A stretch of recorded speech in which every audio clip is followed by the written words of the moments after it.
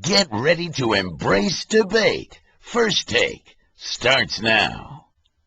Hey, podcast listeners. First Take is on the road in Vegas. We're counting down to the Mayweather-Pacquiao fight. Join us at the MGM Grand Pool Complex Wednesday, April 29th through Friday, May 1st. Doors open at 5:30 a.m. local. Show will be live at 7 a.m. Jamie Foxx, Jake Gyllenhaal, and 50 Cent are among our scheduled guests, so come and pack the house. Meanwhile, ahead of today's podcast, we react to Floyd Mayweather's workout for the media. Plus, the NBA regular season ends tonight, so who is the MVP? And former NFL wideout Terrell Owens tells us if the Cowboys are close to a Super Bowl. The First Take podcast starts right now. Good morning, everyone, and welcome to First Take. I'm Carrie Champion. Skip Bayless, Stephen A. Smith, all three again. How are you? What's up, man?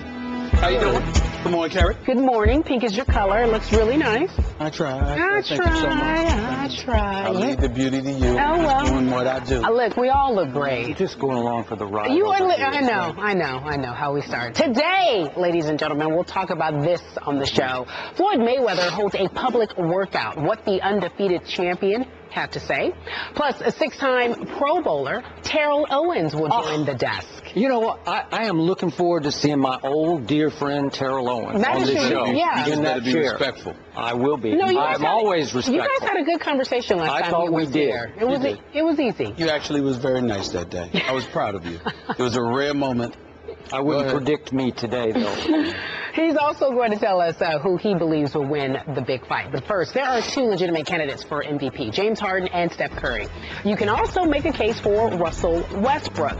But as the regular season ends, it's time to make a choice. Steph is averaging 24 points and 8 assists a game. James Harden is averaging 28 points, which is second in the NBA, while Westbrook leads the NBA in scoring with 28 points per game while adding 7 rebounds and 9 assists. Skip Bayless. Carrie Champion. It's the time. It's now. The moment we've all been waiting for. This is it. Who is your MVP? Stephen A. Smith. He is?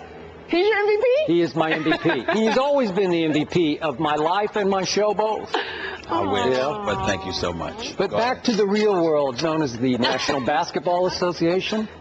I now believe that Steph Curry is the clear-cut MVP. I waited until now because I told you last week I wanted to give James Harden, a guy you have pushed hard on this show, you said maybe even co-MVPs, I wanted to give James the late benefit of 2 games last week against my San Antonio Spurs and a Sunday night game at home against New Orleans. And in neither Spurs game did James Harden perform like an MVP. And in that Pelicans game at home, James Harden did have 30 points, but he scored 0 points in the fourth quarter as his Rockets pulled away. Now, am I being hypercritical of those games? Yes, I am. I readily admit it. But I needed to see dominance to put James over the top as my MVP choice, and I did not. Hence, back to my case, clear-cut for Steph Curry. Steph Curry is clearly the best player on a team that is winning the much tougher Western Conference by 10.5 games. That is just astounding to me. They are 10.5 games up, Golden State is, in the Western Conference. And with Steph Curry on the bench this year, Golden State has outscored its opponents by a mere 0.6 points per 100 possessions. So they haven't been great when he's on the bench. When he's in the basketball game, Steph Curry and company are outscoring opponents by an outrageous 16.5 points per game. That is unheard of. Steph leads James Harden in player efficiency rating, a stat that I put a lot of stock in. He leads him in assists. And Steph Curry is number 1 in a second-level stat that I love, which is real plus minus. He is number 1 in the NBA. Here's the mind blower to me. Statistically, Stephen A. Smith, Steph Curry leads the NBA in three-point attempts, just attempts, by a whopping 73 over Damian Lillard. So he's taken 73 more threes than the second-place guy, Damian Lillard. Yet Steph Curry is third in field goal, three-point percentage. He's third in three-point percentage, and he's taking 73 more than the second-place guy. He's making 44.2% of his three-point shots. Mind-blowing to me. Here's the case closer. This year, as Steve Kerr took over, he challenged Steph Curry, and he said, This year, I want you to guard all the top point guards in the West or the East. I want, on a nightly basis, you guard your position. Last year and the years before, Mark Jackson wanted Steph to save his legs on defense, and he put Klay Thompson often on the best point guard on the other team. With Steph taking all those tough defensive assignments, what happened to Golden State's defense? It shot all the way to #1 in the NBA. And don't tell me that Steph's defense on the rival point guard didn't have a whole lot to do with that, as you could put Klay on the best wing scorer. So I'm giving him even a defensive nod over, obviously, James Harden, which clearly puts him over the top against James Harden in the MVP race. Skip Bayless, #1. Steph Curry is doing it most of the time, but not all of the time. For example, when he goes up against CP3 and the Los Angeles Clippers, it's usually Klay Thompson. This year, not the case. Yes, it has been the case. Klay Thompson has been on CP3. What I'm saying to you is that for the most part, you're absolutely right. But in that particular instance, that's not always the case. That's #1.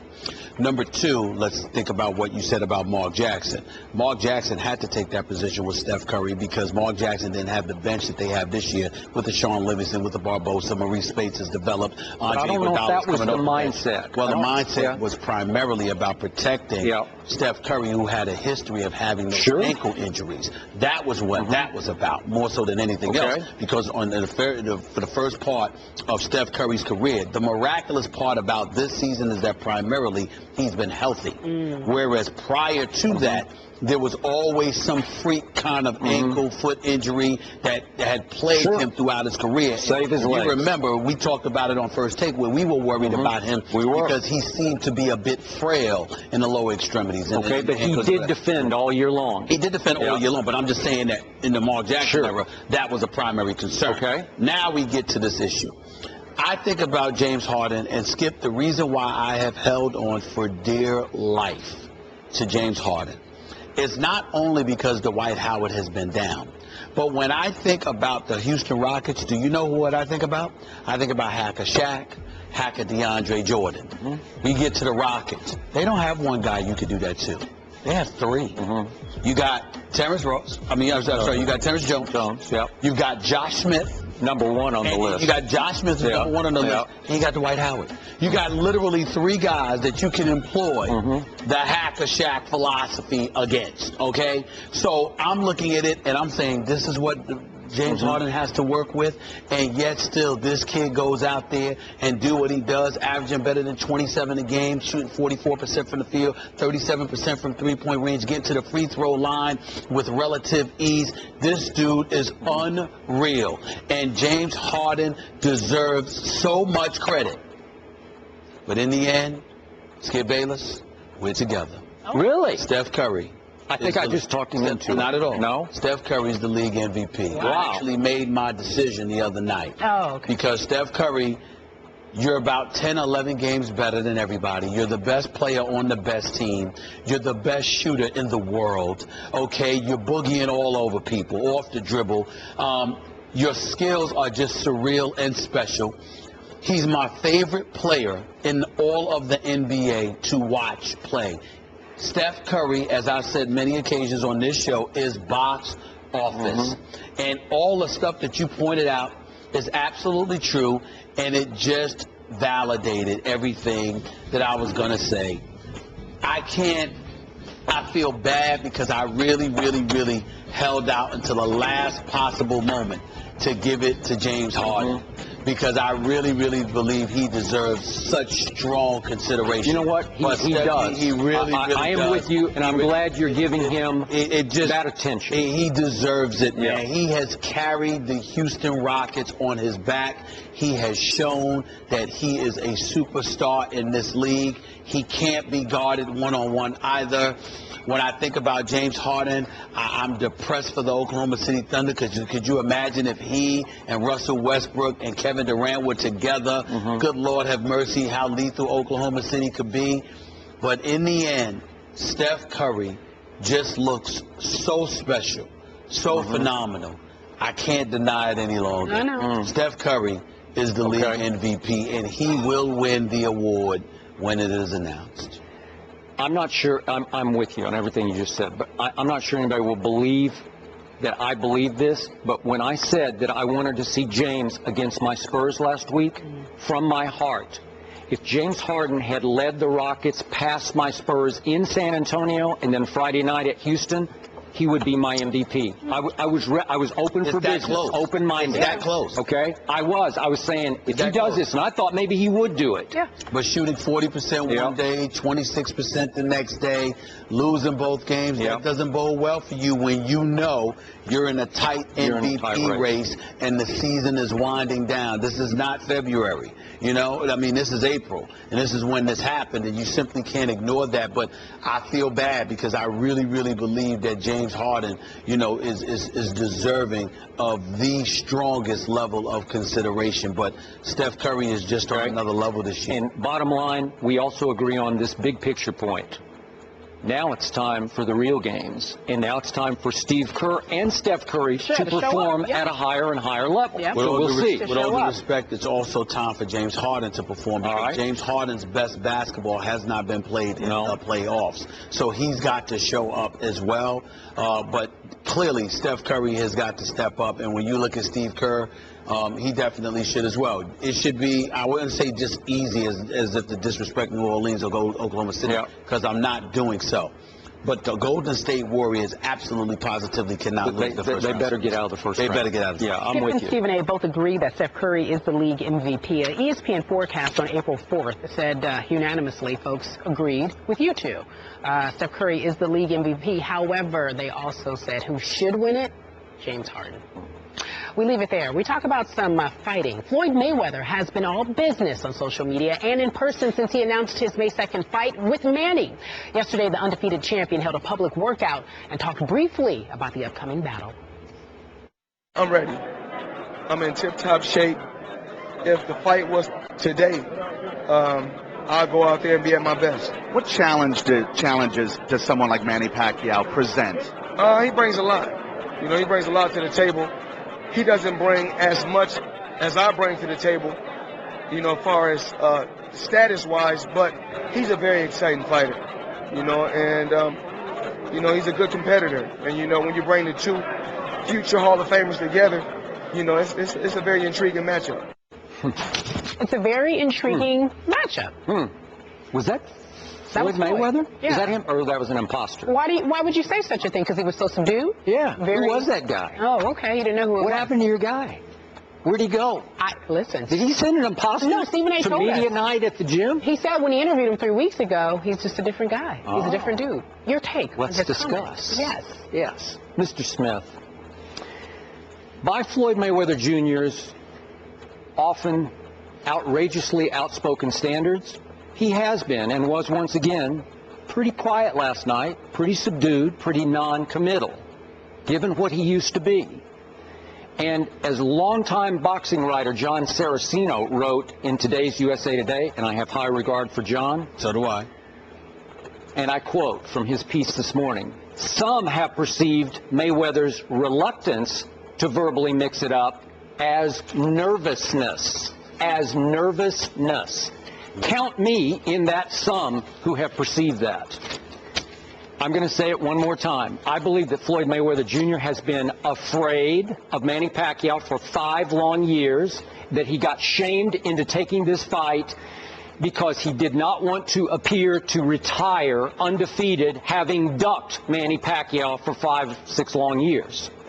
So with Pacquiao and especially Freddie Roach taking shot after shot after shot at Floyd Mayweather Jr., Floyd hasn't returned fire really one time yet. Hasn't returned fire at all. In fact, the strongest thing he said last night, we didn't see it with Pedro's interview there, but he said he, Floyd, fights with smarts while Manny is reckless.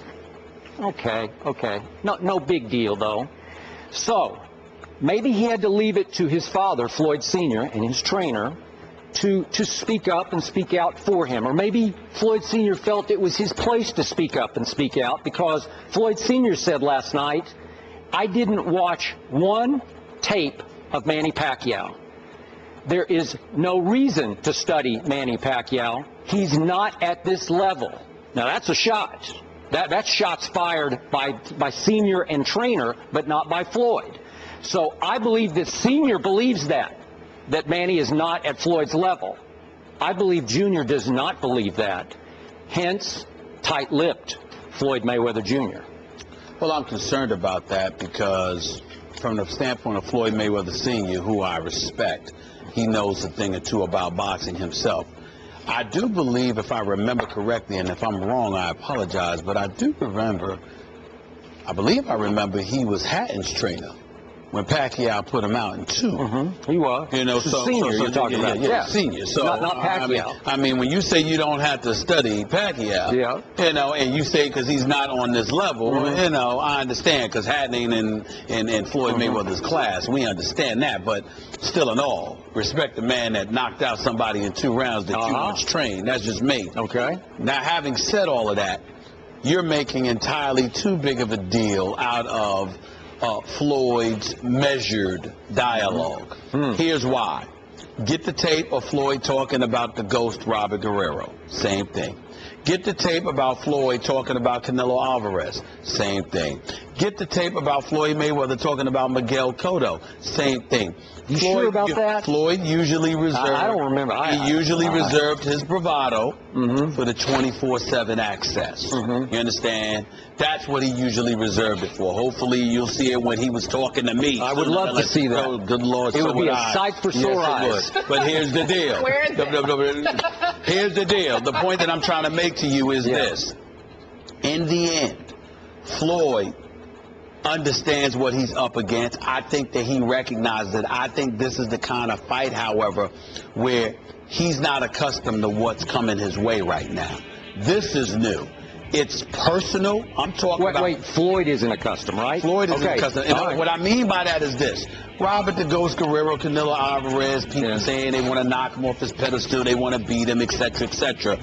But this Pacquiao fight, again, all of us were like, we want Pacquiao. I was here, we want Pacquiao. Everybody understands that. And I think that what Floyd is sensing more so than ever, before where you could look at the Mexican and Latino contingent and say they want to get Floyd, well, that's good. That's why he likes to fight on Cinco de Mayo and all of this other stuff. This is different. This is Pacquiao. This is everybody. And everybody, you know, you got a lot of people. I'm telling you right now, you got a lot of brothers that, we want Floyd to win. You got a lot of other folks that want Pacquiao to win very, very badly. And we all know this. We don't mind. Ain't nobody offended by it. We like it. You understand? But the point that I'm trying to make to you is that you can get the sense that there's something extra. Then when you look at Manny Pacquiao and he's invoking spirituality and the Lord and this is my destiny. And he's listening to you because they see what you say. You hear Freddie Roach and what he has to say and how he personalizes it and all of this other stuff. It's like, this is something different here. And it does require, I don't look at it as fear. Like I told you. When I saw everybody look at Floyd and they thought he was measured. When they stood up there in Los Angeles, I think it was the Nokia Center when they had the press conference, and they're looking at one another. And I kept asking Floyd, what you say to him? What you say to him? Because I felt. Everybody's like, he's just at a different place. And this is what people close to Floyd say. He's just at a different place. And, he's just a bit measured now. And, life and, his boxing mortality, it's all coming to an end down the line. He's going to retire next year, blah, blah, blah. I said, that's not what I'm seeing. What I'm seeing is a guy that's looking at Manny Pacquiao. You have any idea what the hell you have done? That's the way you're interpreting it. I said, that's the way I interpret it, and I can't wait till we see it when Floyd answers my question in regards to that. Because I'm sitting there, here you go. Because I'm sitting there like, you realize what you got yourself into? All this chibber-chabbering. Did you see that? Do you realize? I haven't seen that yet. I'm saying to you. I know. That's what I got from that. So he's not sitting there. When you spoke to Floyd, was he more outspoken than he has been? Yeah. No. Not more outspoken than based on yesterday? Yeah. Oh, he's more outspoken than all right. Of course. What I'm saying to you is that initially he was measured. And then as the night wore on, it was like, you know what?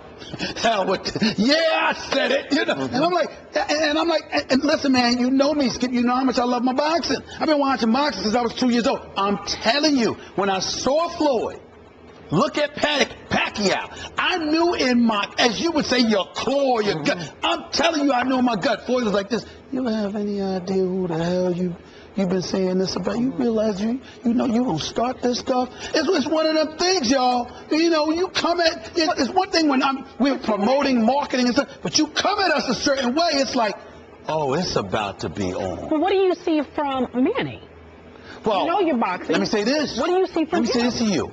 I see Manny being Manny, but when it comes to Floyd, Skip's right about that. I see something more personal. There's no question about it.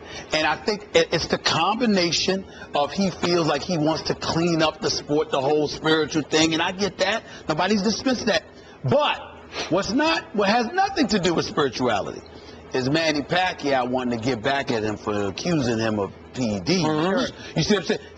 It's very personal. But what I'm saying to you is when you're messing with greatness and you antagonize them and you get all and you talk about them like trash, it's one thing to do it, Kerry Champion. It's another thing to be in their face and now it's looking at you like, you realize what you have done? Yes, and that's what I saw. And that's why I can't wait. That's why I just can't wait. My Lord, May 2nd can't come soon enough. Now, my take on Go ahead.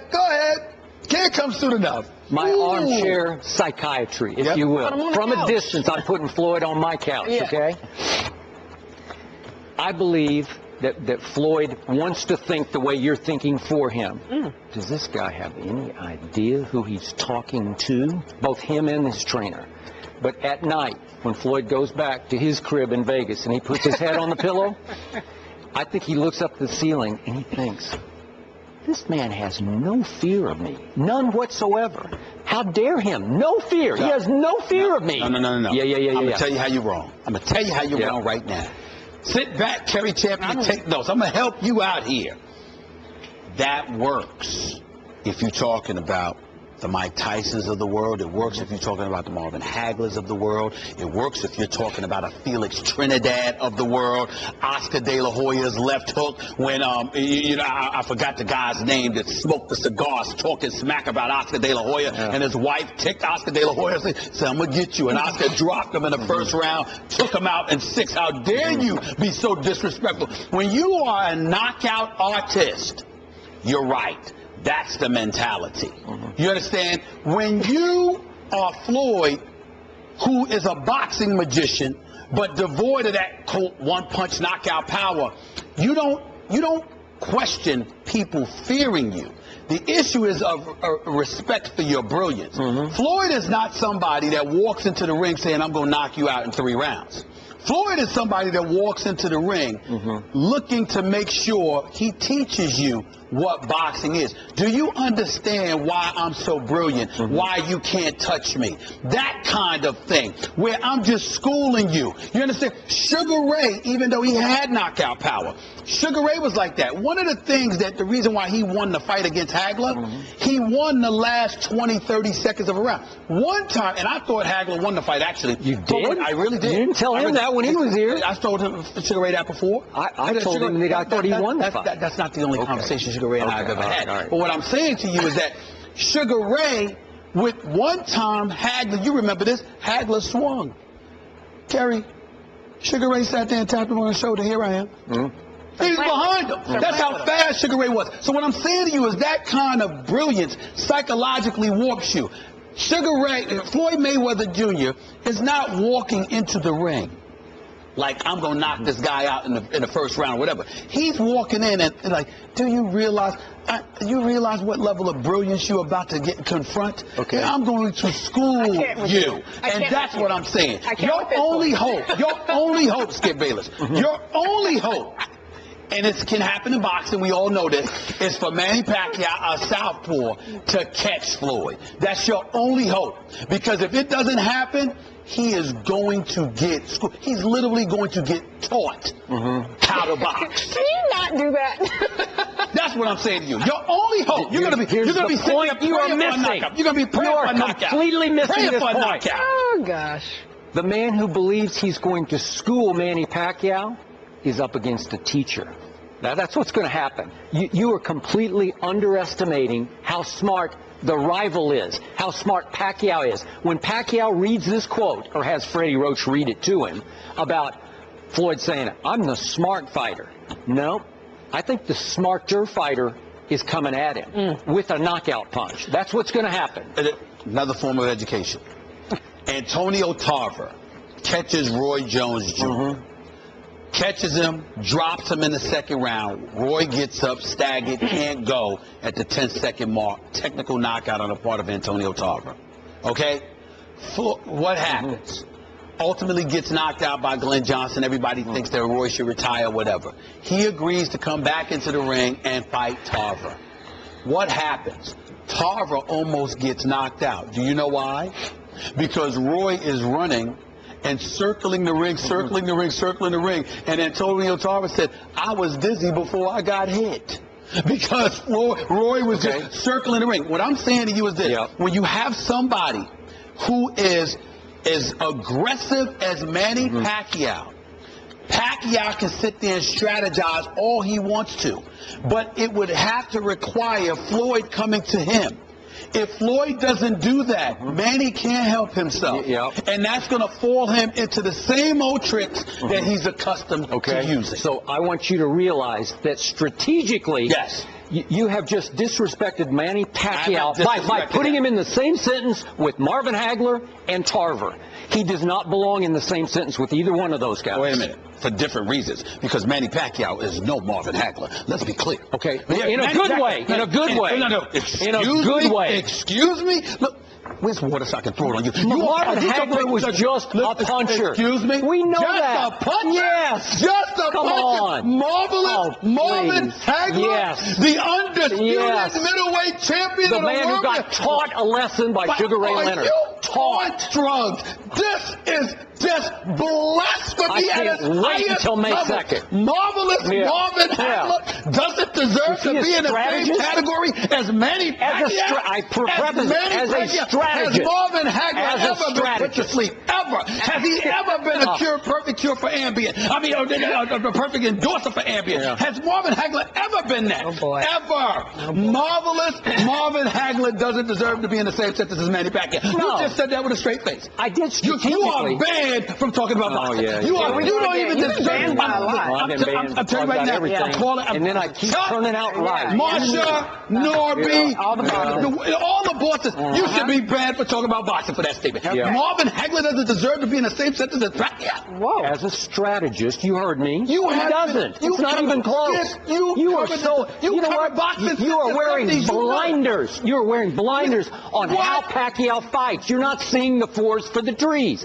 You're dismissing him as just a wild puncher. He's not a wild punch. I know he's great. I know he's great. But to say that Hagler doesn't belong in the same sentence. Pacquiao is a ring general. Watch what happens on May the 2nd. Manny Pacquiao is not marvelous.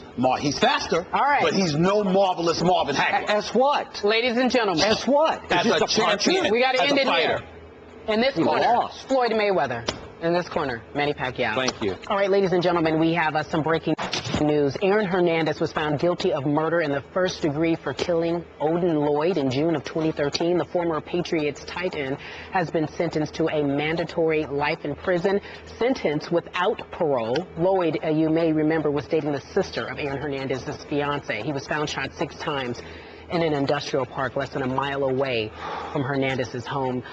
Skip and Stephen A., we just got this information in, and so we're taking a moment to digest. The jury deliberated for 6 days, 6 work days. Again, he is guilty, sentenced to life in prison without parole. Skip, do you want to go first? Let Stephen A. take a shot at it. Stephen A., you want to go? Your reaction to that? Well, first of all, as we've said on many occasions, on behalf of all of us at this show and at this network, our heart goes out to the family for Odin Lloyd. He was murdered. We all knew this. The particulars was something that we were going to learn through the courts, but nothing's going to bring him back. And I still remember when Aaron Hernandez was being arraigned after being arrested, how Odin Lloyd's family, his mom, siblings, were in attendance and how devastated they all appeared. Yeah. So your heart goes out to his family. Your heart goes out to him. God rest his soul. And this is just tragic on all levels. Aaron Hernandez was a star football player. Chances are, if he had not been arrested, the New England Patriots would have won a Super Bowl sooner than this past February. He signed a contract in excess of $40 million, had his whole career, his whole life in front of him, and based on today's verdict, he threw it all away. And why? We don't know why. We can speculate that he never left the streets, that he didn't want to move on from what he supposedly should have graduated from. Right here in Bristol, Connecticut. That's right. The company you keep, the kind of environment you choose to be in, your unwillingness to let go of an environment, a past, the company that I alluded to, etc. They're not the ones that just received a life sentence. And let's repeat what happened. He has been found guilty of first-degree murder.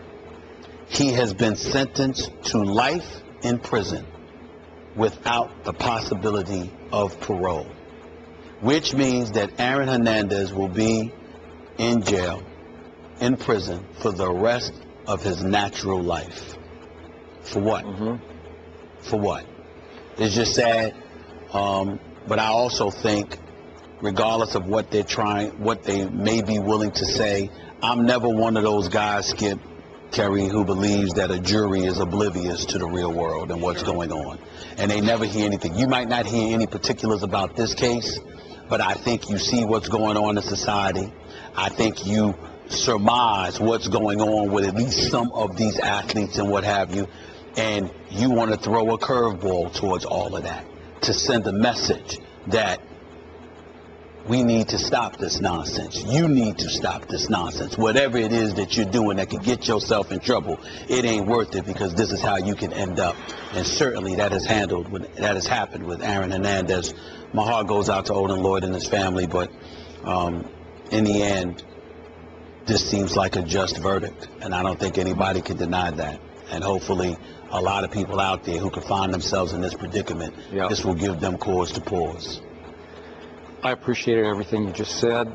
Just to be completely objective and fair, this jury seems somewhat conflicted here because it didn't arrive at its verdict in 15 minutes. It did take 6 working days, and there were some predictions it could be over within 1 day of deliberation. I didn't hear all the testimony, obviously, and I don't want to retry the case here, but I'm with you. My takeaway is, what a profoundly sad story this is. So sad. We had Aaron sit right here on this show. Obviously, he was capable of coming across as a good guy. I liked him. I had fun with him on the air. Obviously, his owner and his coach and his quarterback, they liked the heck out of him. And they pretty much bought what he was selling them for most of the time until somebody got murdered. But you talk about having it, quote unquote, all. You're a key member of what you call the best franchise in the National Football League, right? Yep. The New England Patriots, positioned year after year after year to win Super Bowls. And you can't give up whatever you want to call that gangster life or whatever it is that you just can't let go of. And for all that, this is what you wind up with? Life. You had life. You had the best. How many young guys out there right now would say, man, I'll take that. I'll take, that kind of fame and fortune? Yeah. Wow. And you threw it away for life in prison. Whew.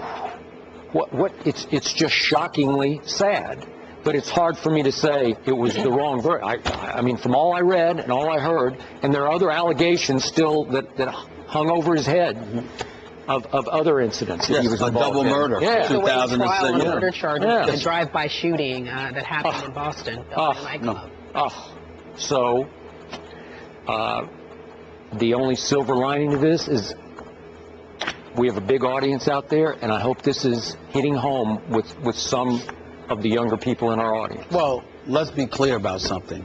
It's interesting, and I'm not going to veer off, but I'm going to be consistent with my position on this. You know, I love when I see guys in the courtroom, for example. I shouldn't say love because I don't love it, but I love the ability to make this point. You're there. Look, you see Aaron Hernandez just now? Suited down, clean cut, tie, everything else, trying to portray a different image than what you were portraying leading up to this. Presentation matters, image matters, company you keep matters. All of these things speak for you. And even though in this particular instance it appears that he was guilty because clearly a jury has reached that conclusion, and I pretty much assumed this was going to be a foregone conclusion, Skip, the minute his lawyers said, well, he was there, he witnessed it. Yeah. He just wanted to, oh, you're done. You're done. Because before that wasn't the case. But then he came up and he admitted that, you know, he was there, he was in attendance, he saw it happen, he just wasn't the one who did it. Oh, please. Yeah. It's too late for those to come to the party with that. But the point is that we want to act like so many things. Talking, you know, my experiences, I'm from the streets of New York City. You understand? I grew up with a certain element, surrounded by it. I know this stuff.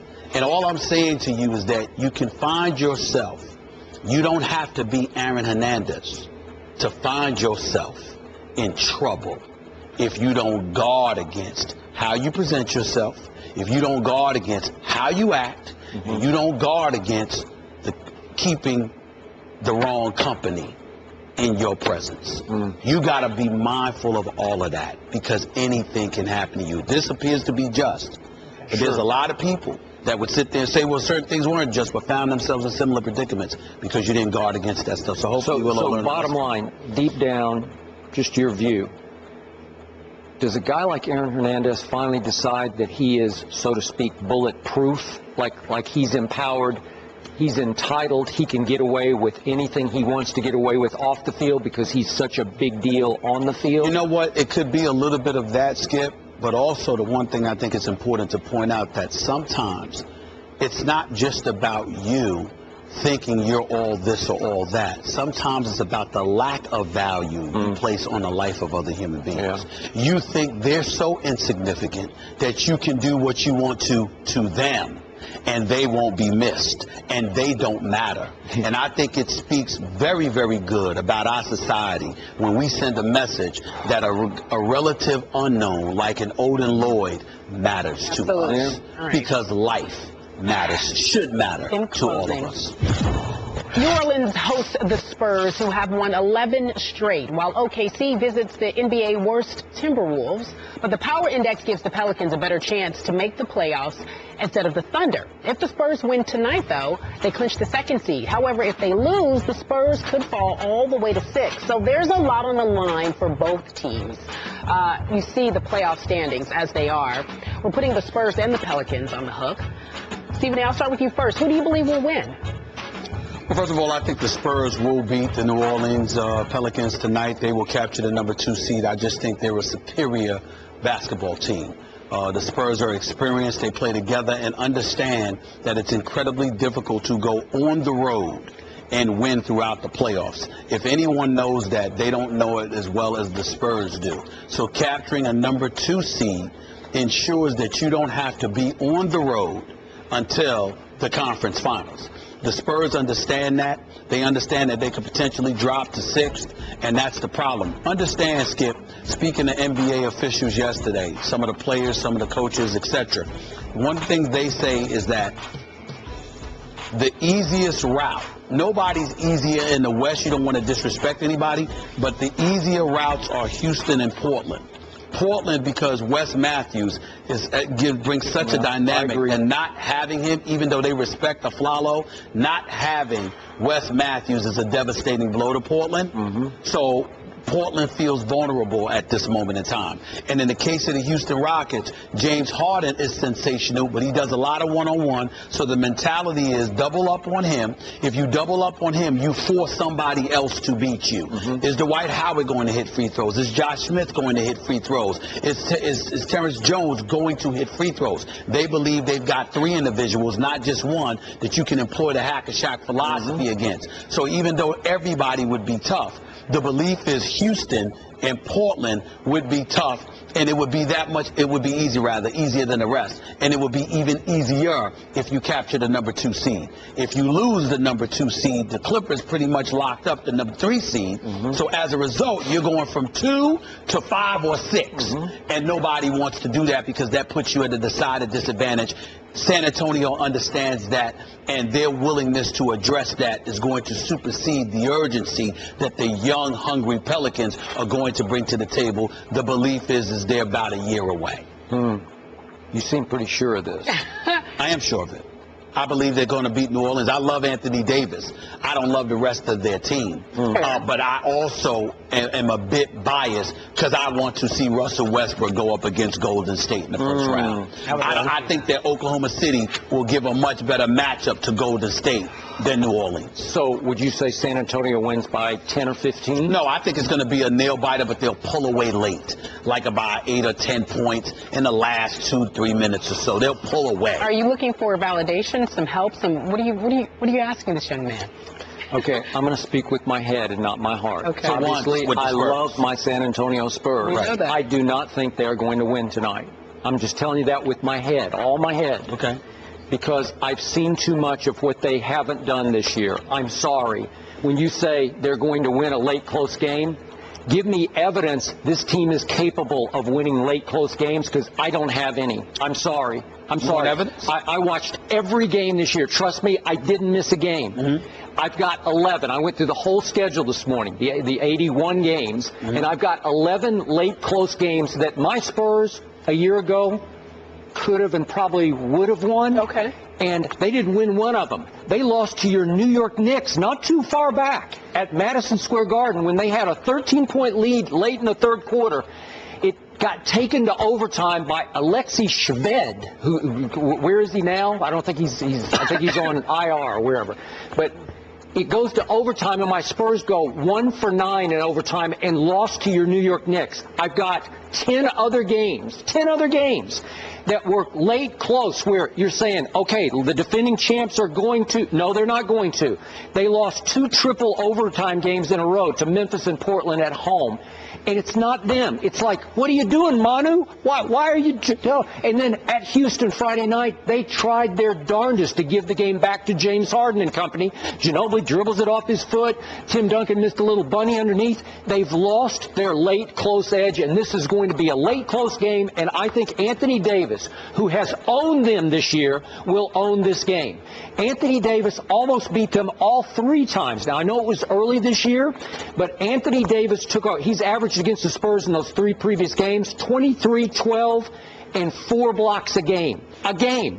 Tim Duncan in 10 days is going to turn 39 years of age, and my best post defender, Tiago Splitter, is not going to play tonight. That's a big, big deal. That is a big deal. Okay? And listen, the 3 close games, they won the 3rd one at San Antonio on New Year's Eve. Could we see the end of this game? My Spurs were beaten again. And all of a sudden, Ashik, I don't know what he's doing, he tips in a shot for my Spurs. They gave it to Duncan, but Ashik tipped it in.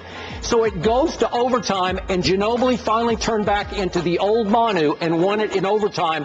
They were that dangerously close. They needed an own goal tip-in by Ashik for the Spurs to win the 3rd game, or they would be 0-3 at this point against New Orleans. That's what Anthony Davis has been doing to Tim Duncan and company without Tiago. It's the combination of Ashik with Anthony Davis, because Ashik is that big body that doesn't mind being physical, wants to be on the floor, wants to bang, and that's something I think Houston misses, to be quite honest with you. I agree you with do have a point. I didn't realize Tiago Splitter wasn't going to play tonight. That tightens it up. No question. But the other Drew Holiday is going to play. Yes. Tyreek is going to play. Eric Gordon's going to play. Ryan Anderson's going to play. True. Those guys can shoot the lights out at home. At home. They can play. I like New Orleans. I like their future. If they don't win, I don't want to hear some nonsense about how Monty Williams needs to go. He's done a good job. Okay. He's got a lot of promise. He's going to be around. Yep. But I think there's something that needs to be said about the moment. This is an opportunity for them to play the playoffs. Huge. It's a huge moment. When you're inexperienced, you don't know how you're going to handle that. I'm betting. I hope you're right. I'm betting on San Antonio's experience because I'm willing to go this far. If San Antonio loses tonight and they drop to, dare I say, a 6th seed in the Western Conference, San Antonio's not going to the finals. Maybe this is what they need. Maybe they need the challenge, the road challenge. I don't know. I believe their best shot is to maintain the number 2 seed. I want to be very clear. I dearly hope they win this game. Of course. I'm with you. They badly need to win it. They were in danger of missing the playoffs the night they lost to the Knicks or a few weeks before that. And all of a sudden, they have a chance to play for the 2 seed. They've been winning 21 or 24 games because they have been annihilating people, but they haven't been winning close games. This is going to be a close one. Right. I think New Orleans will win 95-93. That's what I think the score will be. I'm picking San Antonio to win 93-88. Okay. That's what I think is going to happen. I love that Manu Ginobili was tweeting about this. He was like, this is a tough Western Conference. No question about that. All right, Skip, they're going to win tonight. It's fine. I hope you're right. Well, I'm not backing up. I'm still picking them to win the West. Our next guest needs very little introduction, especially after that montage. He spent 15 seasons in the league. He was a 6-time Pro Bowler, and now he's an entrepreneur. He's also a friend of the show. We welcome T.O. to the desk. How are you? I'm good. How are you? Good to see you, man. How's everything going? I'm good. You're looking shape. You're looking real good. I appreciate You working out still? I appreciate you again getting me into the party. Okay, Thank we'll you talk about that for a second. Thank you, man. I appreciate Stephen A. it. tried to say he was already in, but you were like he really wasn't in. Right. He was in, but he wasn't in. He was in the pedestrian part. He was in the area, but he wasn't in the He wasn't in party. It's true. I mean, it's Jordan's party, man. There's 2 levels, and then there's a couple of VIP sections. Then there's the VIP section. Absolutely. And he's talking about the VIP section. I thought you were Stephen A. Smith. Oh, well, I ain't T.O. I ain't ain't have my popcorn. Uh-oh. You know what you want me to say? So would you have been stuck with the regular people if he hadn't showed up?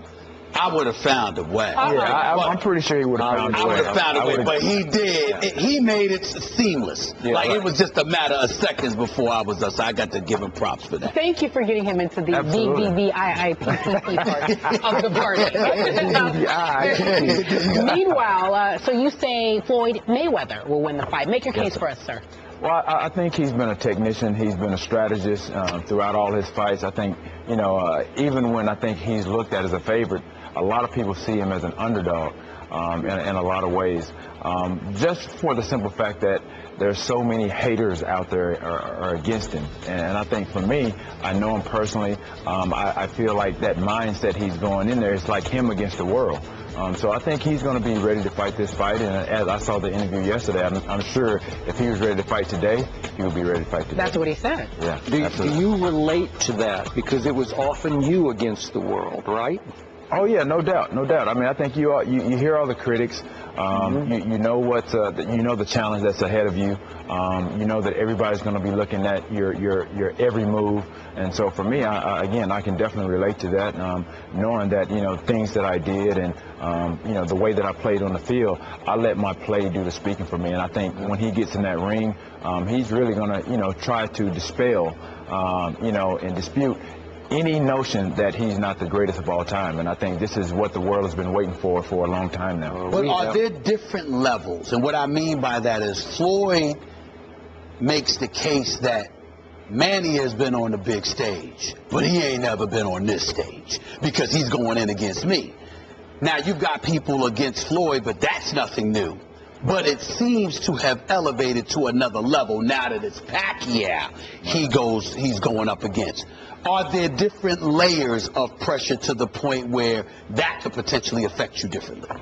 Well, yeah, I think if you look at it, as you said, in terms of the layers of pressure, I think a lot of the pressure is really on Mayweather because, if he gets beat, then he's subject to a lot of criticism. I think if anybody's going to be more relaxed in this situation, it will be Manny Pacquiao because, he doesn't really have a whole lot to lose in this situation because you look at him, again, I know I said Mayweather may be the underdog, but you look at Manny Pacquiao and what he's done. I think just the clash over the last 4 or 5 years, the war of words and the accusations, speculation of the drugs and all this stuff. I think now that the fight is actually about to happen, I think that has been put to rest. I think Manny Pacquiao, like I said, he doesn't have anything really to lose. He has everything to gain. I think more of the pressure is going to be on. But you picked Floyd. You said first that you were on the fence a little bit, but you picked Floyd. So I'm being a fan. Right. I mean, I'm a fan. I'm being a fan of the game. I've watched these guys box. I especially the last fight that Mayweather fought. I mean, he was a technician in that ring. I think a lot of people was looking in there, looking for him to go in there, slug it out, really try to go for the knockout. And I think he's being smart in certain situations, because if you get hit, you get tagged on that chin in the wrong way. I mean, that could change the whole dynamics of different rounds. Do you see a different Floyd? You say you know him. Does he appear maybe timid, nervous, more subdued? Oh, no, nervous and absolutely not. I think he's walking with that swagger, that aura of confidence. I don't think it's arrogance. I think he knows that he's one of the best fighters in the game. His record, it's proven that, and so I think he has to go into that ring with that confidence that he provides when he walks around. And again, with the interviews, I think that a lot of people, they categorize him as arrogant. Again, he may give that off, from time to time. I think everybody has that in them. There's a difference between arrogance and confidence. And I think there are times when he gets into that arrogant arena, but he has a lot of confidence to know that he's going to go in there and he's going to put on a fight for the people. But at the same time, he's fighting for a legacy at the same time, because if Manny Pacquiao knocks him off, then that's what he really has to live with for a long time. So, Terrell, as much as you know and like Floyd, how much respect do you have for Manny Pacquiao as a fighter? I have a lot for the fact that now that the fight is here, they both were men about the situation. Whatever that conversation was, they hashed it out, and now the fight is here. That takes a lot for a man to do, considering the backlash that both have taken, and the speculation of why they haven't fought, and the speculation from Mayweather about Manny, about different things, and vice versa. So just a lot of respect for the fact that they have been men about it. This is something that the people have been waiting and wanting, and so they're going to actually, it goes down on May 2nd. So I think this is, I give him, my hat is off to Manny for doing that. Talking to Floyd has the impression that the world, so many folks, not the entire world, but so many folks are completely against him. Talk to us about how you can relate to that and how that makes you feel about Floyd in this fight. Well, when you have that me against the world and everybody's out to get you, it makes you focus. Your training goes to another level. I know when I went through my preparation, I know it's nothing like boxing, but just my workouts alone, you have a lot of those things. When you have that alone time and you're in that gym, there are a lot of thoughts that go throughout your head. You kind of play out the moments. You play out, and as for Floyd, I'm sure he's playing out the rounds. He's playing out the moments leading up to the fight. You kind of visualize and you get in that zone before you actually are in that zone. So for Floyd, I'm sure, again, this is probably the biggest fight really of his career, considering that, again, there's been so much speculation around this fight, and I think now it's here. There's no ducking and dodging, no pun intended. Right. But yeah, this is something I think, again, he's been wanting. The world's been wanting, and so again, you get yourself in that mindset. So you believe Floyd wants this? Absolutely. Because Skip is of the mindset that Floyd didn't really want this. He was forced into this situation. Well, whether it was economics, however you want to call it, or protecting 47-0, and he just says, I can't retire having ducked this guy for 5 years. Well, absolutely. That's something that you as an athlete, you want to face, the best. And if Manny Pacquiao is the best out there, that from the world standpoint, point of view, then put your title against the best, and I think that's how you're solidified, and that legacy is cemented, you know, as one of the best, and I think he's ready for it. So will you get Stephen A. into the post-fight party after Floyd loses? Because you're going to have to drag him into the party. Well, he probably won't even want to go to the party. I'm not going to be there. It's going to be mayhem already. Really? That is true. It's going to be there, but I got a couple of spots I'm already playing. I'm sure you do. Just fine. You better have plan A, plan B, just in case it doesn't work out. He would not want me by his side because I'd have too big a smile on my face at that point. Or you'll be so depressed that I got to sit there and console you. I'm not interested. I got to change the subject and talk about my Dallas Cowboys, who used to be your Dallas Cowboys. Right. Des Bryant, what do you see in this young man's growth as a wide receiver, and how will he respond next year, in your view, with that franchise tag on him?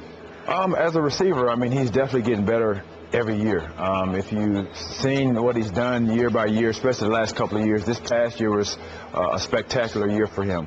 And I think, you know, he's been on the receiving end of a lot of those Romo passes. I think, you know, sometimes I think he's underutilized in certain situations. But, you know, obviously, even with the growth of Romo in terms of him really understanding what he has around him and Romo not really having to gunsling and win the game, he's allowing those players such as Bryant. Obviously, they let DeMarco Murray go, who's going to it may be a hindrance to Des Bryant's play this year, because that run attack, you know, obviously provided a lot of one-on-one matchups, you know, that, you know, provided him to do a lot of things. As a well-known Cowboy critic, I have a different kind of question for T.O. right here.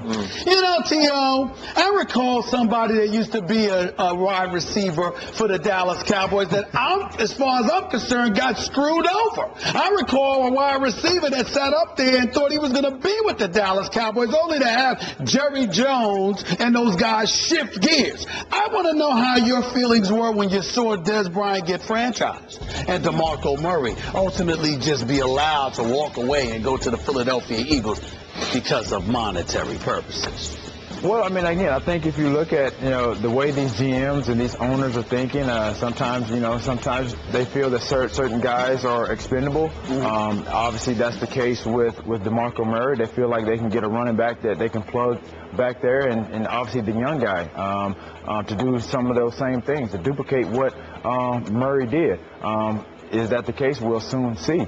But again, the management, you know, they're the ones that are making a lot of the decisions. I just feel, hopefully it doesn't, you know, get to the point to where, you know, Dez doesn't, you know, not able to do what he needs to do because of the fact that, you know, they let one of those, you know, the most dominant running back, you know, this year in the league get away. Okay, so just my interpretation, you're not glowing about Dez's ability yet. Like, can he be in your category ultimately? I mean, I think everybody's already put him, you know, in my category. Prematurely? I mean, I don't know. I mean, you can assess and see what he's been doing the last couple of years, but I think obviously the emergence of his play is obvious. And as I just mentioned earlier, I think he's been underutilized in certain situations. Geico presents Strange Savings Stories. Astronomers detected an interstellar transmission. It stated, Geico, 15 minutes could save you 15% or more. The implications were staggering. Was the cosmos telling us we could all save hundreds on car insurance with Geico? Or did their radar merely pick up a signal from the nearby Rufus and Clyde's morning show? We may never know. Geico, 15 minutes could save you 15% or more on car insurance. Hey everyone, welcome back to First Take. Our special guest at the moment is T.O. Thank you so much for being here. We appreciate it. Before we went to break, we were talking about the Cowboys and Des Bryant. Let's pick up our conversation there. Skip, you had a question for him about... Yeah, let's talk about the Cowboy quarterback. In the past, you've said that you couldn't see Tony Romo winning a Super Bowl, which is exactly what I used to say on the show until last year. And I changed my tune. Did you change yours after what you saw last year? Can you see Tony winning a Super Bowl? Well, I mean, I thought they had a chance last year. I mean, considering what DeMarco was doing in the running game, and obviously, you know, what we all saw with Des Bryant. You know, do they have anybody back there to fill that void of the DeMarco Murray? We don't know that. I mean, Adrian Peterson is still maybe a long shot possibility, but it's always the same thing every year. You know, we've always wanted to see Tony Romo succeed. Obviously, he's definitely exceeded expectations the last couple of years with his quarterback play. So if he can build on that, if he can stay healthy, then they definitely have a possible chance. Excuse me. That's a lot of ifs. So the bottom line, Terrell Owens, I mean, do you believe that the Dallas Cowboys can pull this off, or do you believe they missed their window of opportunity because of everything they had in place? Very perceptive of Yeah, how about that? Yeah, Thank you very much. Well, yeah, I mean, you're reading between the lines. Yeah, I think they've missed that window. Wow. Okay, so the answer is no. The answer would be no. Well, if it's not Dallas, as you look at the NFC, I think that I'm shocked by the changes the Philadelphia Eagles have made. I now think that the Giants are a bigger threat to Dallas than Philadelphia. I'm looking at Seattle blowing the Super Bowl. By the way, you would have given the ball to Marshawn Lynch, which you have not. What? All right. I was checking. What kind of Because you're a question is receiver. No. Because a receiver usually don't want to catch. But even you know, you would have gave the ball to Beast Mode, right? What were you thinking when you saw that? No, I was like, what is Pete thinking? That's right. That's right. Like, what kind of play was I think I tweeted because I was in Australia at the moment. And I was like, this may be the worst play of all of football, the worst call ever. I mean, I think this will haunt Pete, for a long time. And I felt bad for the players because for the players, for the first-time guys that are there, I mean, that was literally a ring on their fingers. 20 seconds away. I mean, you can't get that back, and some guys, they may never get to that point again. That's how I felt in terms of the outcome, and obviously the decision for him to throw the ball. And understand the magnitude here. Absolutely. This is T.O. This is get your popcorn ready. This is give me the football. You're saying that, look, you wouldn't have even wanted the football. Then give it to Beast Mode. That's what you're saying. What? I would have called a timeout if I would have heard. I'm like, Coach, what are you doing? Throw the ball. Yeah. Dude, we have the best running back. You got 3 downs to get this ball in there. So, T.O., some of the responsibility is on Russell Wilson. The quarterback. I'm talking about in terms of... Call a timeout, say, don't do this. I would have had to rethink this. I would have had to rethink this situation. Being a quarterback, I probably would have been like, Coach, are you sure? I don't know if Russell Wilson said that or did that, but I would have been like, are you sure this is what you want to do? Because I'm like everybody else across America. The world! Yes. The world! Why would you not give the ball to Marshawn Lynch? This guy basically he helped you, basically catapulted you throughout the latter part of the season, and even in a couple of playoff games, and he gets you there. Why not give it to him? Tricky question for you. Why do you think Pete Carroll decided not to give him the ball? I have no idea. I have no idea. Could you? Is this a leading question here you're asking? No, I am. No. I'm gonna tell you why. I understand what has gone on. In fairness to T.O., this is why I'm asking the question. You have some people who believe the way Marshawn Lynch acted that week, that Pete Carroll was more inclined for Russell Wilson to get the shine rather than beast mode Marshawn Lynch, because you win the Super Bowl, you don't want everybody clamoring to Marshawn Lynch. You want them clamoring to Russell Wilson. That's why. I've been asking everybody that question, not just you, by the way. Yeah, I mean, it's mind-boggling. Even though that during the regular season last year, wasn't it? I don't remember. It don't matter, Skip. 5 times from the 1-yard line, he hadn't scored 4 of them. It don't matter, Skip. It's throwing a pass over the middle. The quarterback sneak. To your point, you have another game after that. Okay, you do. All right, the Super Bowl, you do not. But Mr. Owens, do you know how many locker rooms I walked into where you were complaining after the game that you didn't get the ball enough? If you had been in that huddle in your prime and the play had been called to you from the 1-yard line, you would not have called timeout and said, "What the heck are you thinking, Pete Carroll?" You would have said, "Yeah, I deserve the ball," right? No, not in that situation. Not? No, sir. Come on. That's what he said. I believe him. I don't believe it. I believe much. Right. Contrary to what you may believe about me and my personality, me being selfish, to be at the level that I played, and any great athlete, you have to be selfish to an extent. But in that situation, I understood the magnitude of the game. Speaking of the Super Bowl, you would have to kind of just really check your ego at some point. Like, okay. Sacrifice. But remember, here's my problem with the play call. They didn't elect to throw it to Terrell Owens. They threw it to Lockett. Like who's Lockett? What are you doing? That further proves my point. Okay, I get it. Why throw the ball then if you got a Lockett versus a Marshawn Lynch? And by the way, how tall is Lockett? 6'5", 6'6"? No, he's not that tall. I mean, Locke has been Is he on that and off tall that team like it? for the last couple of years. He's not even solidified on that But he's roster. like the fourth receiver. But not just that, Skip. Here's my point to you.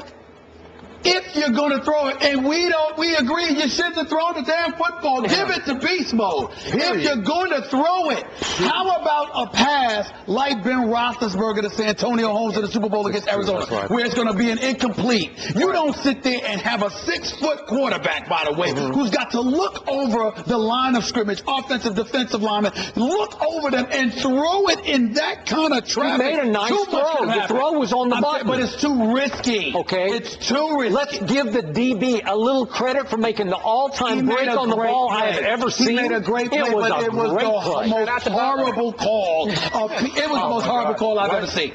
Seriously. It was the horrendous. I'm sorry, I loved it. And you loved every moment of it. Yeah. All right, can But we switch? If anything, I would have rather seen Russell Wilson run the ball. Okay. Yeah, you're right. Quarterback You're right. instead of You're him right. throwing the ball. All right, so let's switch to the NBA, shall we? Yeah, he knows a little bit He about does know his basketball. He knows a little bit about that. So who do you have taking the chip? It's going to be tough. I mean, until the defending champions lose, it's theirs. Thank you. You know what I mean? So, I mean, you look at what the Spurs have done throughout. They pretty much have been under the radar throughout the whole year with so much phenomenal play from your Steph Currys, your James Harden. You look at what LeBron is doing in Cleveland. Again, in a 7-game series, the Spurs will be hard to beat. Yeah, you may beat them once or twice throughout the course of the year, but in a 7-game series, they are hard to beat. Enough said. Next question. Well, I would say enough said. What's the potential for Golden State to live up to their billing and knock them off? Oh, well, this is their chance. This is their time right now. This is their opportunity. It's not what you do throughout the regular season. It's what you do in the playoffs. And so now these young players are going to have to continue that level of play throughout these playoffs. And so, again, you know, as you say that you live by the 3 and you die by the 3, but these guys that are shooting threes, they shoot it exceptionally well. They have a lot of dynamic players with Draymond Green. Everybody, Harrison Barnes, these guys are awesome on offense. One of the places you reside is in L.A. I see you at the Clippers game quite often. I know how tight you are with some of those players, including CP3. This man has been saying it's CP's time. He calls him CP0. He's so disrespectful. It's CP3. But my point is that how many rings the Clippers, does he have? be respectful, okay? Thank you. The point is, the Clippers, how are you feeling about them right now? Right now, they put themselves in a good position. They're playing well. Now, as the season has come to a close, my concern is their half-court game. Do they have a player that can play with their back to the basket and win them games? Blake Griffin is shooting too many jump shots. So that's where, you know, I feel like they will struggle. Okay, let's just say the Spurs get through the West. And let's say LeBron's new team gets through the East, and we have a finals rematch of LeBron with the new crew versus the same old Spurs. Who you got? I'm gonna go with Cleveland. I'm gonna go with Cleveland because I think if it gets to that point, LeBron will play with a chip on his shoulder. I think he will rally those guys with the emergence of Kyrie Irving and what he's doing. You look at Kevin Love, this guy, he's an inside-outside type of player. You look at the addition of J.R. Smith. You know, these guys can light it up. So, again, you know, with the San Antonio Spurs, again, you look at what Tony Parker has been able to do. He shines in these moments. That veteran club of Manu, Tim Duncan, and obviously you cannot deny what Popovich has been doing. His coaching is phenomenal. Last point, I just want to end it with this statement. Right now, I would pick Cleveland to beat anyone in the West but the Spurs. But let me say this. If Cleveland were to take out the Spurs, it wouldn't be because of LeBron James. It would be because Kyrie Irving would be the MVP. Really? He would have to do it. Oh, no doubt. LeBron's going to get his. No doubt. But Kyrie would have to do it. In ways he didn't have help last year. Not just offensively, he would have to do it defensively as well because he's going to have to limit and minimize the play of Tony Parker. Look, and speaking of MVP, before we let you go, they both say Steph Curry. I think it's James Harden. I mean, obviously, he's a great candidate. He's definitely put himself in that position to be even considered. considering what he's done throughout this year. Yeah. Steph Curry is a phenomenal player. I mean, I said that, you know, when he was a rookie, I'm like, this guy's he's gonna break every three-point record probably out there. So Reggie Miller, he's gonna be moving over after a while. It has to be James Harden. Look at what he's done throughout this year without a Dwight Howard. Yeah. Even with a Dwight Howard. And he's carried that team. So how can you not, you know, say that he's not the MVP? Except that Steph has carried his team to a 10.5-game lead in the Western Conference. That's pretty spectacular. Right, but look at how James Harden does it. Everybody has criticized his defensive play. He stepped that up. Not only has he done that, but he's done it with his offensive play as well. And this guy gets to the line like no other. No other. All right. It's been an education to Very good. I'm all impressed. You know what? He knows his basketball. I like What about Football is a football? little shaky, Is but that's football okay. shaky? I would agree. I would agree. I don't know if you remember in February, Manny Pacquiao announced the upcoming release of his album that would include a theme song for the big fight. Well, the song and the music video directed by Pacquiao himself have officially arrived. Let's check it out. Lalaban ako sa mundo, kapalit may buhay ko. Lalaban ako para sa Pilipino.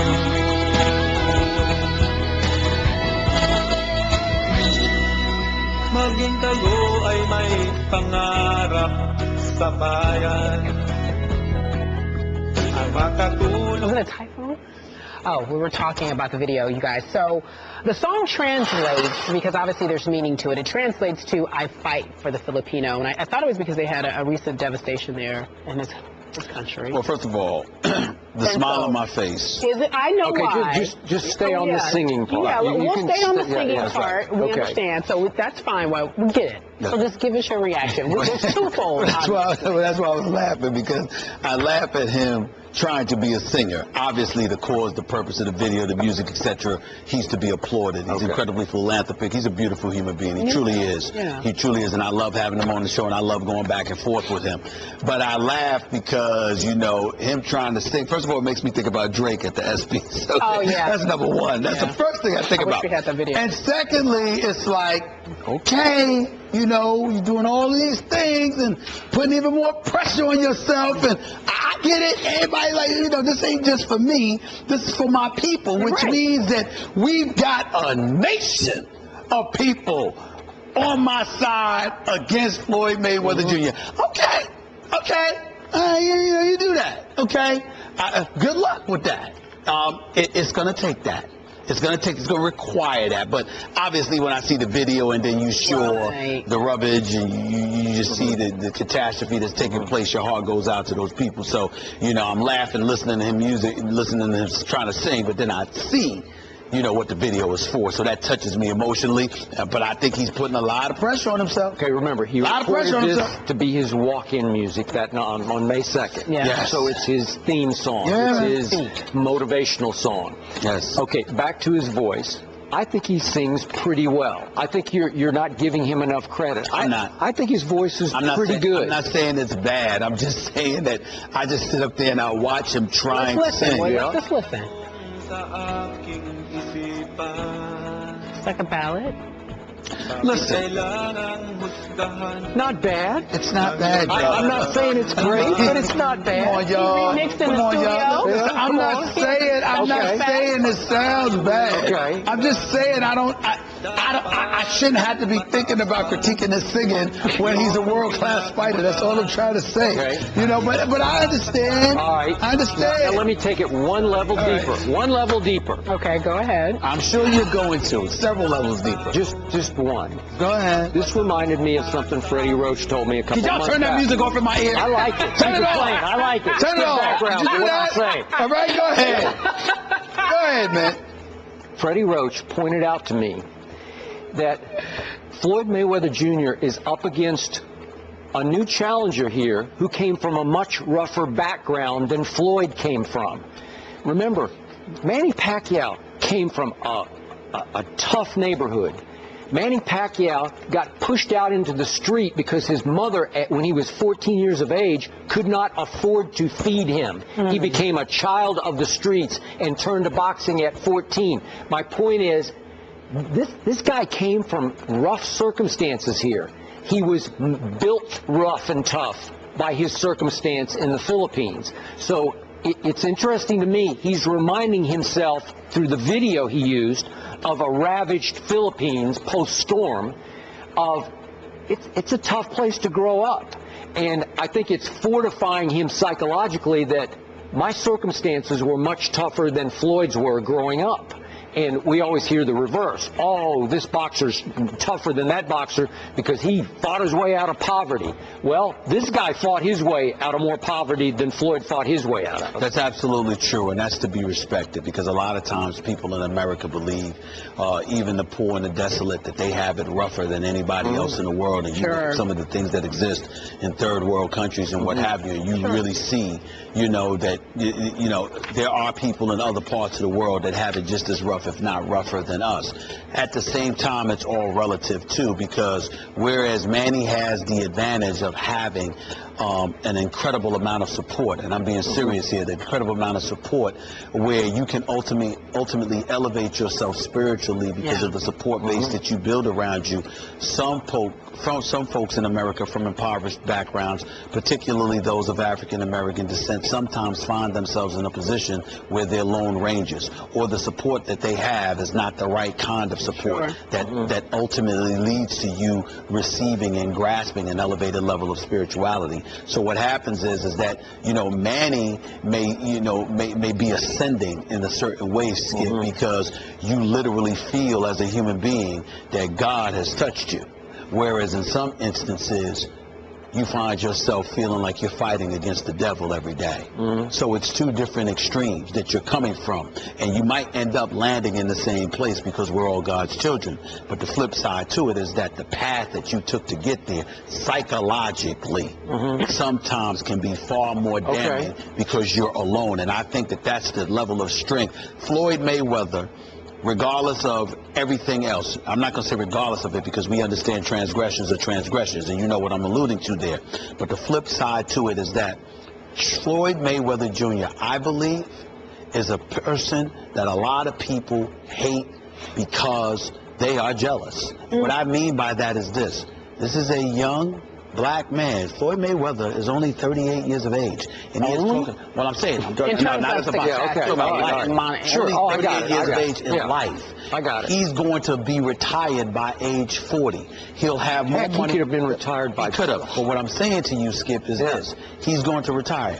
He is his own boss. He calls his own shots. No doubt. And athletes everywhere from every sport literally reach out to him to try and learn how to become their own individuals. And the one thing, Kerry as a black woman can relate to this, me as a black man, you as somebody that's experienced enough and fair-minded as you are, seeing what you have seen, I cannot tell you how much folks salivate for the opportunity to call their own shots.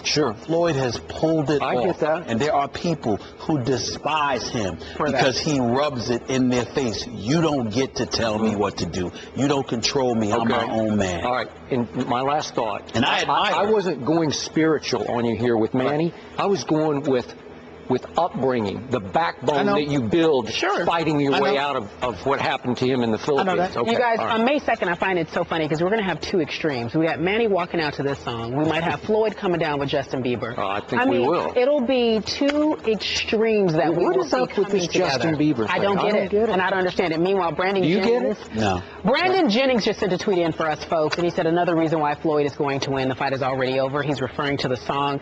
Brandon, however, I'm already mad at him because he said Chris Brown was more talented than Michael Jackson. So I can't take this. I'm not going to go that far, but I got to admit to you, Chris Brown is a sensational talent. He is a wonderful talent, but not Michael Jackson. Come on. Have y'all seen Chris Brown dance? Have you seen Michael Jackson? You can't be better than the inventor. Wait. Can't be better than the inventor. Did you ever see him in concert? Yes. I saw it twice. It's a life-changing experience. I agree. It is. All right. I agree.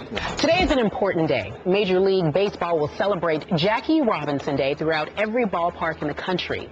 Tony Reagans, the former Los Angeles GM, hired last month as MLB's Senior Vice President for Youth Programs, says African-American participation is improving despite low numbers over the past several years.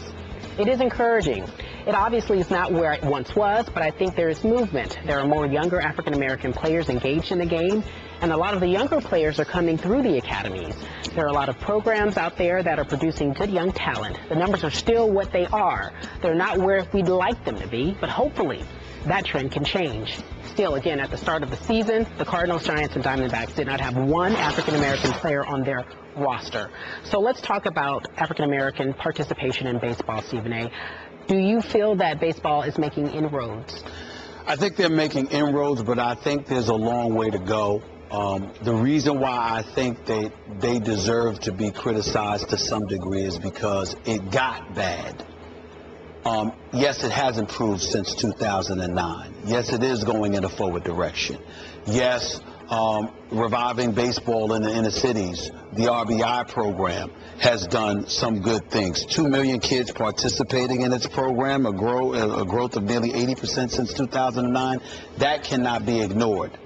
But what also can't be ignored is the fact that in 2015, you have only one black general manager in all of baseball, in Dave Stewart of the Arizona Diamondbacks. That in 2015, you have only 2 black presidents. And, with the Chicago White Sox, Williams, and again, the David Hill and with the Miami Marlins. Yep. And so when you look at that discrepancy, and you combine that with the fact, and I keep bringing this up, this is incredibly important. When you combine all of that with the fact that baseball essentially mandates that you wait.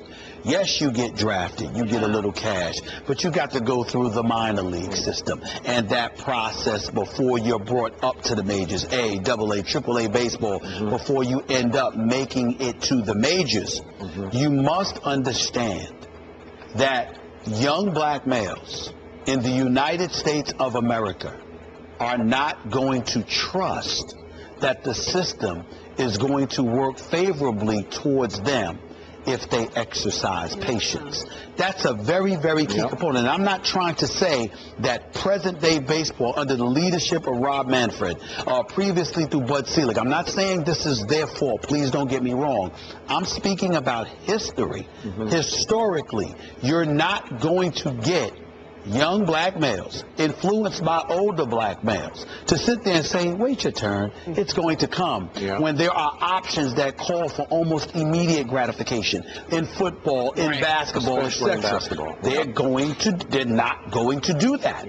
And so that's the kind of stuff. And then you have to understand the level of mistrust is valid when, as a nation, in terms of a league, they seem more eager to go overseas, whether to Venezuela or other parts of this, or Dominican Republic or other parts of this world, to get folks to come over to the States to play Major League Baseball. They seem more interested in that than they are in recruiting African Americans right here.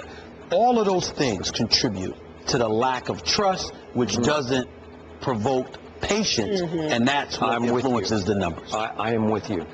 I'll say it again, post-Jackie Robinson, and that breakthrough, I grew up through the 60s in which the game I loved, the game of baseball, was dominated by black stars. It just was, the whole sport was taken over by the Bob Gibsons, and I can go on and on.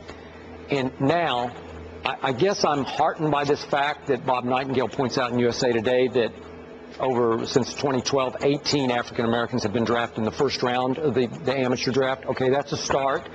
7 were drafted in the first round, highest percentage 2 years ago since 1992. So that's progress. But now let's get back to a generation of young black fans and white fans, I believe, has been lost by Major League Baseball. For some of the reasons you said, but also for the fact that I think kids just realize baseball is a pretty slow game. It's pretty tedious to watch. Now, I loved it because I grew up with it. You grew up with it. But I think a whole generation of kids said, not only are football and basketball more fun to play, they're more fun to watch, right? Okay, so now, even though we've got an influx of young black players who are now in the minor leagues, they're doing what you're saying that they don't love doing, because it's a long, hard road for many of them. Right. Are they going to hang in? Are they going to tough it out and make it to the big leagues? I hope so. God bless them all. If you believe in your talent, because you know with baseball, the money is there. Yeah. And they want to get paid. So as long as we're advertising and publicizing the fact that these guys can get paid, playing a safer sport, the interest is going to be there. But you got to find common ground with these TV deals too. You got to make sure that, you know, the TVs, they're showing these away games, they're showing some of these games in other places. They're highlighting some of these guys that don't come up. So as we close, we talk about the race for 8th in the West. Will it be the Pelicans or will it be the Thunder? Skip.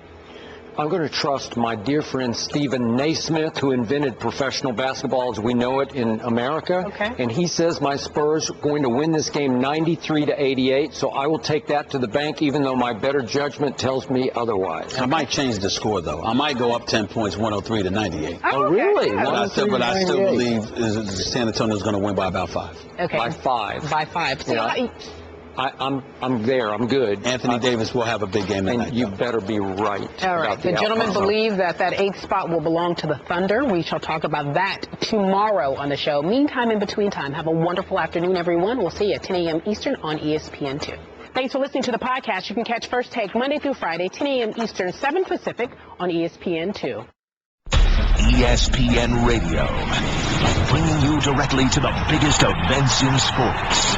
Center field, well hit, Hunter back, out of here! From opening day of baseball, Throw to the plate, safe at the plate! right through the World Series. For the 3rd time in 5 seasons, the San Francisco Giants are the champions of the baseball world. Whether it's LeBron, Chris Paul, or Kevin Durant, when the NBA tips off, ESPN Radio is right there when a champion is crowned. We have a new world champion. The San Antonio Spurs are the world champions. And when the magic of bowl season arrives, ESPN Radio is your home for the new college football playoff. The college football playoff first national champion, the Ohio State Buckeyes. The biggest events in sports can be found right here on ESPN Radio.